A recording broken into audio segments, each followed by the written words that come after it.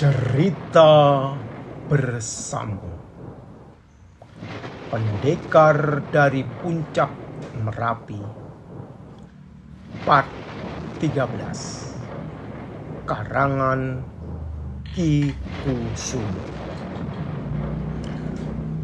Setelah mendengar cerita kedua saudara seperguruan, murid yang lain pun serempak mengusulkan untuk segera menggempur dan meluluh lantakkan Pedekuan Loh Watu yang telah berani membunuh harimau piaraan perguruan sebagai simbol kekuatan perguruan.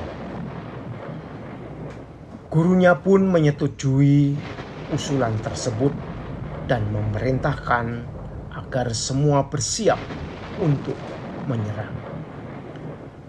Perhitungan gurunya, Pedekuan Loh Watu pasti sama dengan pedekuan lain yang hanya dihuni oleh para petani yang tidak memiliki ilmu kanuragan yang mumpuni. Namun Simo Barong dan Simo Gempal menyela apa yang menjadi rencana guru dan murid yang lain untuk segera melakukan penyerangan.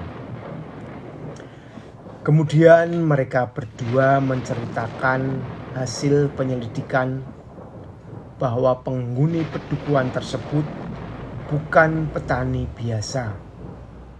Kepala pedekuan adalah seseorang yang memiliki kemampuan kanuragan yang tidak sembarangan. Ini sesuai dengan informasi yang mereka peroleh dari obrolan dengan tukang pandai besi yang ada di ujung Pedekuan Loh Watu. Selain itu terlihat juga para lelaki dewasa yang berjaga menunjukkan bahwa mereka juga berlatih ilmu kanuragan dan sedikit strategi bertempur.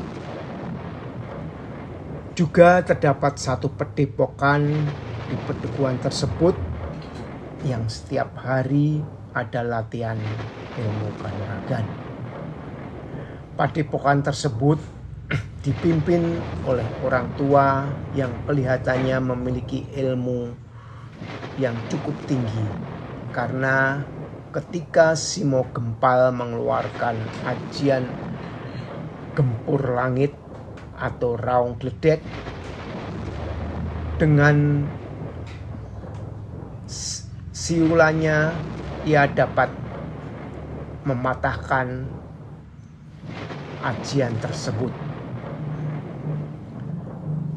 Belum lagi ada pemuda yang bernama Pandu yang menurut cerita penduduk mampu membinasakan raung gledek sekali pukul. Juga dengan saudara kembar Ningrum yang memiliki ilmu cukup tinggi yang harus diperhitungkan pula. Perlu juga dipikirkan letak pedekuan yang cukup jauh, 2-3 hari perjalanan. Perlu logistik yang cukup bagi rombongan yang akan datang menyerang. Setelah mendengar penjelasan lebih lanjut dari Simo Gunung dan Simo Gempal, gurunya Simo Ludiro pun berpikir ulang untuk segera melakukan serangan. Ia pun setuju dengan kedua muridnya untuk mengadakan serangan pada bulan purnama bulan depan, karena pada saat bulan purnama yang penuh, maka ajian pamungkas perguruan yakni Cakar Jumakot akan meningkat seiring dengan pancaran sinar rembulan yang sempurna.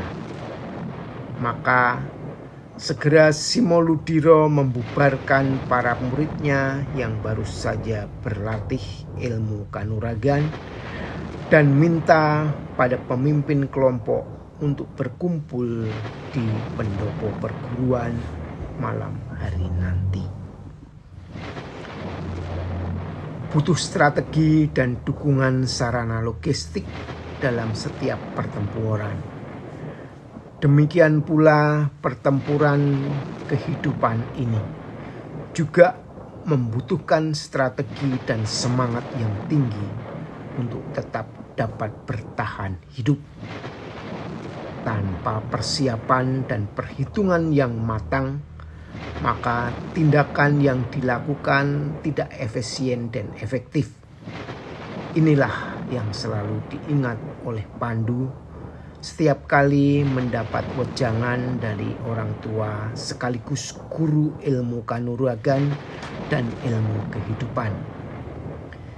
Itu pula yang direnungkan Pandu di saat sore hari beristirahat setelah seharian bekerja dan berlatih ilmu kanuragan.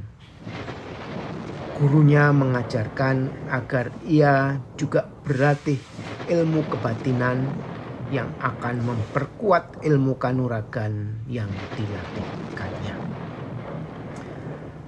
Sambil meniup seruling yang selalu dibawanya kemanapun ia pergi, ia mengenang pertemuannya dengan Ningrum melalui peristiwa yang sangat mengerikan. Inilah hari ke-7 setelah Pandu bertemu Ningrum. Ia selalu terbayang-bayang dengan gadis mungil berkulit kuning langsat yang telah ditolongnya. Ingin rasanya ia datang ke Pedukuhan Loh Watu untuk bertemu dengan Ningrum. Tapi ia belum menemukan alasan untuk itu.